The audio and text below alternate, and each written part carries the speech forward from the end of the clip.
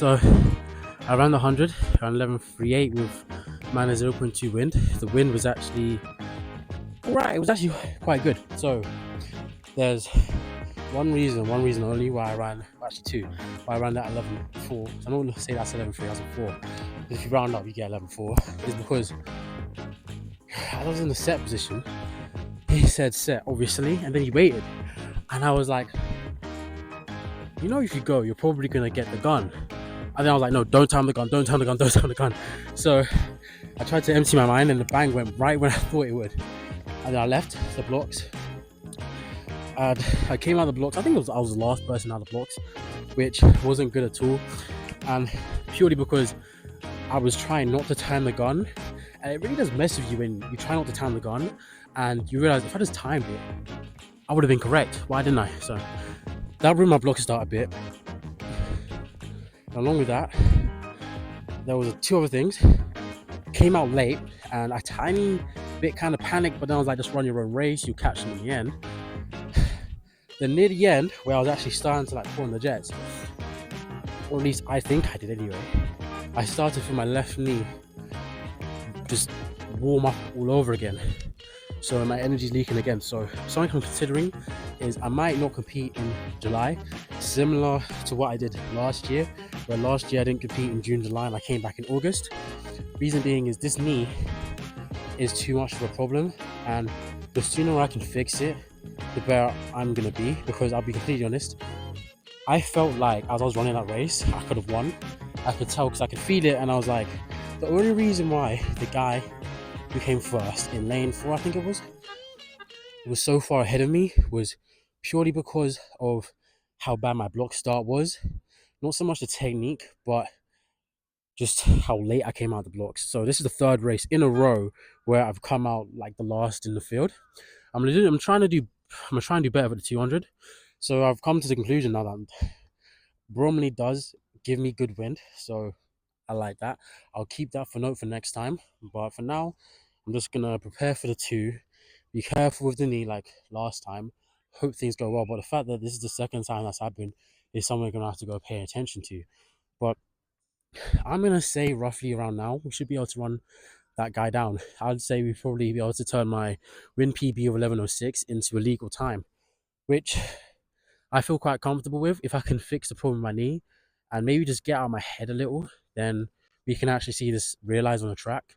But for now, we got a 200 in about an hour. I'm gonna prepare for that. I actually had to rush my warm up. I was only able to do like 2 starts with spikes. One, I wouldn't really call them starts. One of them was a stride out, and then one of them was a really rushed 3-point start. Usually I do at least 5, so I wasn't able to give my all, but I'm already warm from the 1. Just need to maintain the heat for the 2 and then start doing some stuff with the spikes, and I'll be ready for the 200. Along with that, I'll actually be honest, I'm actually quite happy with that 100 because the execution was good. I didn't panic. I ran my own race, stayed in my lane. I was originally, couldn't really see the guys off to the side, but I originally feel like I was in 4th or 5th. I caught up, ended up being in 3rd, and I just did what I normally do, and things went well because I know my block start was bad, and I probably came out, I want to say 0.1 or 2 slower than I should have, which obviously ruins my top end speed at the end of the race. But I tried to conserve what I could by staying in my own lane, staying with my own race, and doing what I could. I ran through the line hard, and I feel like even though I didn't run the time I wanted to run for the 100, I am very happy with this time. We just need to run another race with my knee better and be better with the gun because the execution was better. I didn't have to worry about the star saying set when I was still on your marks, but it was, again, it's all my own fault. We just need to work on this so that things are better. And the best way to do that is more competitions, which is something I can't really do this season. But next season, I'm going to make sure my knee, you have no more problems with it and everything's good. But like I said before, now it's time for the 2. Based off of this, I'm expecting a PB. I would say we could probably run 22.5 or 4. Whether we can actually do that is a different story. Because I said I could something similar for the 100 and I never did. But I know I could have. So maybe we'll have one of those scenarios in 2. Hopefully not, but I'll go out there, run really fast and come back.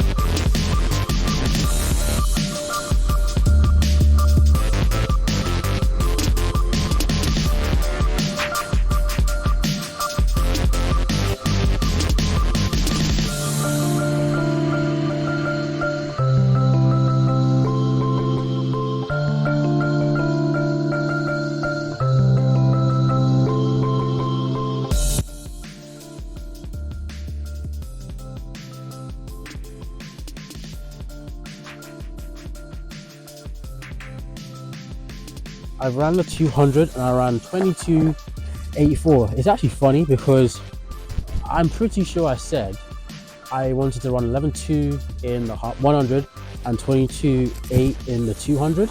And I know I could have easily ran the 11:2 in the 100. I just messed up my race. And for the 200, I haven't actually reviewed it yet, but I ran 22:84. And it's funny because I'm not sure if I said it on camera, but I was literally thinking, okay, I'm probably going to run 22:86, 22:85, and that's going to be it. And I ended up beating it. It feels weird to surpass one of my goals. Well, not really a goal, but what I'm expecting. This is the first time it's ever happened. Compared to last season where I'd have every month planned out. I mean, I still did this season, but I didn't go to plan. But every month planned out on the time I want to run, and I'd go out there and I'd try and run it, and I'd basically always fail.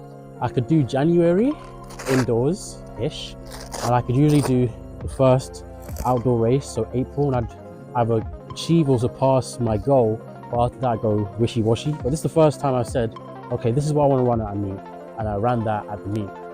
For the 200, I actually believe I'm in the wrong heat, because I've noticed that there was a lot of people in my race that shouldn't have been in my race, which is why I came fourth, because the guy that won, I think his name's Tommy Landahan, I'm sorry if I'm saying his name wrong, but he is a runner for Team GB and he runs 21. I think he actually runs 21 flats, so he's fast. And I went up to the registration and I said, well, I didn't say anything, I just showed them my bib, and they said, heat 1 lane 3.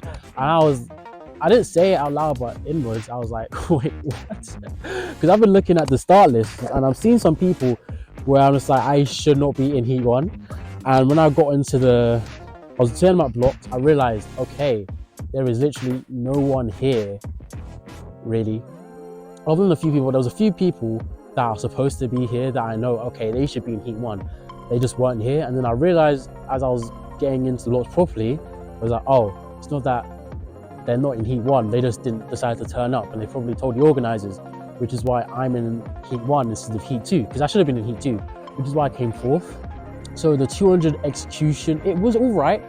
I could have gone much better. I think part of the problem is I was a bit fatigued from the 100, and my knee was still a problem. It wasn't causing any pain, but I was being wary of my knee because I was like, if I push too hard, my knee is going to give out. And if my knee gives out on a 200, it's even worse than 100. Because in 100, I can at least push through and finish. If my knee gives out on a 200, it's giving out before the 100-meter mark in 100, then imagine what it's going to do in a 200. It's probably going to give out before I get around the bend. If it gives out before I get around the bend, there's going to be problems. But I think the real problem is I actually tried to chase instead of run my own race like I did try to in the 100, because my race plan was going well. I came on the blocks and I went in a straight line from where my blocks were. Great, my blocks are slanted, so I saved myself a lot of time. I need to see how I did on the stag up, but I'm pretty sure I started to like move up, but just that the people that were running against me were running times similar to me, so things couldn't go the way I wanted them to. And I was running, and then I just saw Tommy just go phew. I was like, oh my god, what am I gonna do? So it's about 50, 60, 70 meters. I am in 5th or 6th. I don't know this, but I know I'm definitely in about 5th. And I see the guy on my outside, I'm like, okay, let me just pass this guy. And I pass him at around 90 meters. And I was like, I passed him way too late. And Tommy's already down the track. He's like 30, 40 meters ahead of me. And I'm just like, I get off the bend and I know there's someone else, 2 people at least in front of me other than him. And so I'm in 4th. And I'm like, okay, I need to just like zoom in on Tommy and just slipstream everything I have. Like, this is GTA, slipstream and just try and catch him. And it was a race set. I try and slipstream and catch him and it just doesn't work because of my knee. I just can't give out the energy, which is why I really do think I'm not going to compete in July. I'm just going to train we're still in June as well, so June and July, because I just need to just work on improving my 3 points of extension, which is my hips, my knees, and my ankles, because every single part of these 3 that I get stronger, not only will allow me to achieve better triple extension, but it will allow me to protect my knee better. The stronger my knee is, the less likely I am to get injured in it. The stronger my ankle is, the more force it can absorb, so less force comes up my knee. And the stronger my hip is, well, the hip actually connects to the cord all the way down into the knee, so it also strengthens the knee. And the stronger my hip is, the stronger it's going to be able to put force in and also protect my knee. So I need to not only just strengthen my knee, but I need to improve everything. And most likely the best way for me to do that is to just take time off racing, because last time I raced, my knee started to glitch. This time I raced, my knee started to glitch. My knee was already glitching in February, and in fact it wasn't even glitching in February, it was destroyed in February. I just think I haven't given it enough time to heal. This is the second year in a row where I've had this problem. I need to just fix this so that next season I don't have this problem, because I want next season to be my best season ever. I have big plans for that. I've already put things in motion to make sure that the season's as good as possible, and I can't let my knee come up a third time in a row, because that would be chronic. I mean, I have chronic knee pain, and I cannot have chronic knee pain. What really hurt me this season though was the fact that everything I was doing for my knee was actually in a way also making it worse, because I'm working my knee, getting blood in the area, and it's kind of swollen, and then I just go on the track and beat it up, so it can't really recover properly because there's too much stimuli. So I'm probably going to have to see what I can do, but moving forward, a lot of effort is going to be put on my knee, and I'm going to reduce the amount of time I spend on the track. I might only spend 1 day a week on the track just to maintain my speed and see if I can improve it, but moving forward, I need to make sure that this knee is good.